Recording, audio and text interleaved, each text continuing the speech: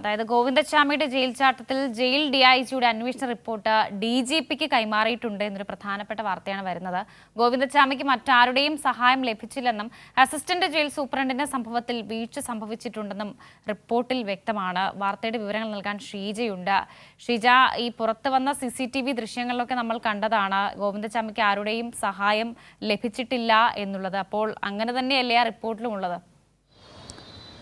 തീർച്ചയായും വർഷ, ഏതായാലും ഗോവിന്ദച്ചാമിയുടെ ജയിൽ ചാട്ടവുമായി ബന്ധപ്പെട്ടുള്ള നിർണായകമായിട്ടുള്ള റിപ്പോർട്ട് ജയിൽ DIGയുടെ റിപ്പോർട്ടാണ് ഇപ്പോൾ ജയിൽ വകുപ്പ് മേധാവിയായിട്ടുള്ള ജയിൽ DGPക്ക് നൽകിയിരിക്കുന്നത്. ഈ റിപ്പോർട്ടിൽ പറയുന്നത് ജയിൽ ചാട്ടവുമായി ബന്ധപ്പെട്ട് ഏതായാലും ജയിലിലെ ഉദ്യോഗസ്ഥരുടെയോ ജീവനക്കാരുടെയോ ഒന്നും തന്നെ സഹായം ഗോവിന്ദച്ചാമിക്ക് ലഭിച്ചിട്ടില്ല. ഗോവിന്ദച്ചാമി അവിടെ നിന്നും പുറത്തേക്ക് ഇറങ്ങുമ്പോൾ ജയിൽ ചാടുമ്പോൾ തന്നെ വേഷം മാറിയാണ് പുറത്ത് ജയിൽ ചാടിയിട്ടുണ്ടായിരുന്നത്.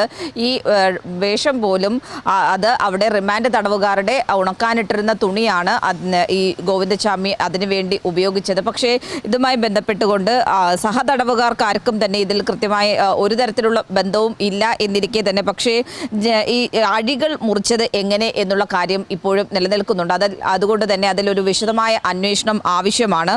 അതിൻ്റെ കാര്യത്തിൽ അസിസ്റ്റന്റ് ജയിൽ സൂപ്രണ്ടിന് വീഴ്ച സംഭവിച്ചു എന്നുള്ള കാര്യം തന്നെയാണ് റിപ്പോർട്ടിൽ പറയുന്നത്. ആസൂത്രണം സംബന്ധിച്ചുള്ള കാര്യങ്ങൾ അറിയാൻ സാധിച്ചില്ല എന്നുള്ളത് അതൊരു വീഴ്ച തന്നെയാണ്. കാരണം ഗോവിന്ദച്ചാമി ഇത് കഴിഞ്ഞ കുറച്ച് നാളുകളായി നടത്തിയ ഒരു ആസൂത്രണത്തിന്റെ ഭാഗമായിട്ടാണ് ഇത്തരത്തിലൊരു ജയിൽ ചാട്ടത്തിലേക്ക് കാര്യങ്ങൾ എത്തിയത്.